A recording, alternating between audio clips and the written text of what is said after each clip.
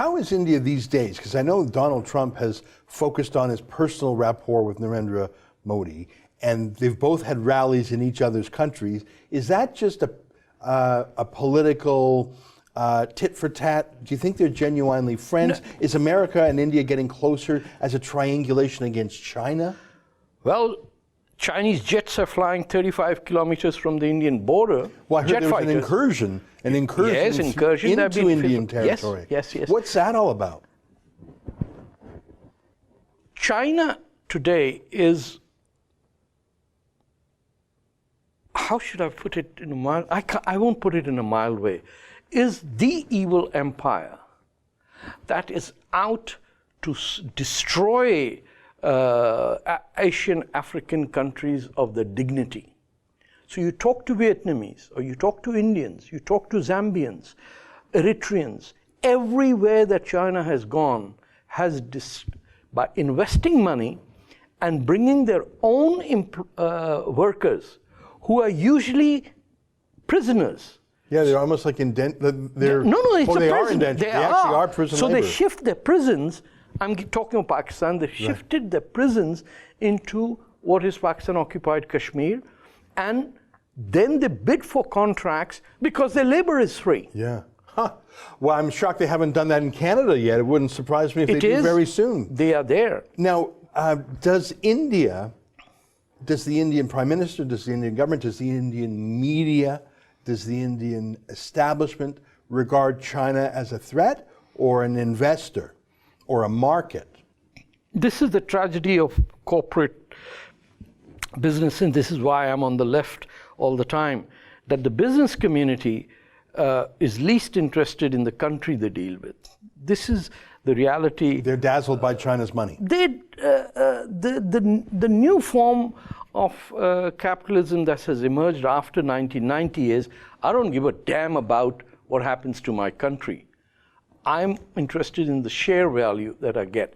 So an Indian businessman who's invested in China, or Chinese businessmen who manufacture 80% of India's cell phones, they don't, on the Chinese side, they are Chinese nationalists. On the Indian side, it's not so. Just like it's not so in how Zambia lost its sovereignty to China, or Zimbabwe. They've given loans, and then the country can't pay back the loans, so they say, we'll take your city. Yeah. They've done it in Sri Lanka, they've done it in Bangladesh. It is the worst form of imperialism that is coming together with this notion that money can buy anything. Now, imperialism is normally an insult directed at white Western European countries.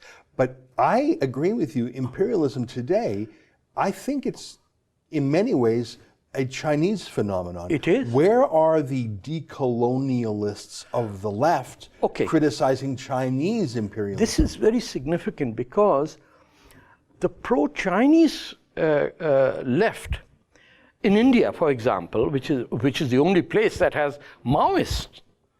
The Chinese dumped Mao, but the Indian pro-Chinese, it's called the Communist Party of India, Marxist-Leninists, they are what are called the Naxals. Naxalbari was a town where the supposed Maoist uprising had to take place, failed down, but now Indian hardline urban rural guerrillas who are supposedly Maoists call themselves Naxalites. And they have a very bizarre interest. So you have all these millionaire Marxists, the Greta types, with expensive eyeglasses and who worry about the right of whales in somewhere in the South Pacific, or how about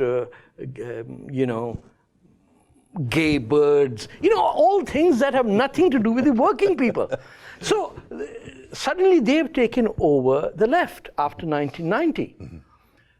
Places where Ed Broadbent used to win cannot elect a new Democrat anymore. So that's in Canada. So I'm saying the same. And it's the same in India. It's the same in India. The Communist Party of India that used to elect 40 to 50 members of parliament right across the country. Mm-hmm. It used to form government in 2 states, Kerala, which is the only Indian state with 100% literacy. They speak the Malayali language, a wonderful place, by the way.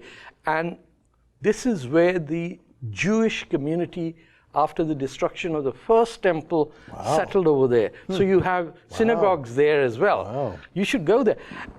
All these places, the CPI or the CPM had, and in West Bengal, which is now almost an Islamist government over there, because the chief minister over there supports all anti-Indian Islamist parties from India's city of Calcutta. It's shocking sometimes, because nobody is analyzing that the world's economy has changed, and therefore what you're studying about how to end poverty, how will it happen? How will we make sure that decent wages, now sometimes, of course, if there is no place to go to employment, the question of decent wages doesn't come. So we haven't on the left come at a place where we could study economics. We've ended up with gay rights, we've ended up with feminism, we've ended up with green, greening of the earth and all that. And as I said, nobody in Oshawa wants to talk about that issue. That's an excerpt from my daily show, The Ezra Levant Show. Every day I do a monologue on the news of the day, then I interview an interesting guest, and then I read my hate mail. You gotta subscribe. Go to rebelnews.com.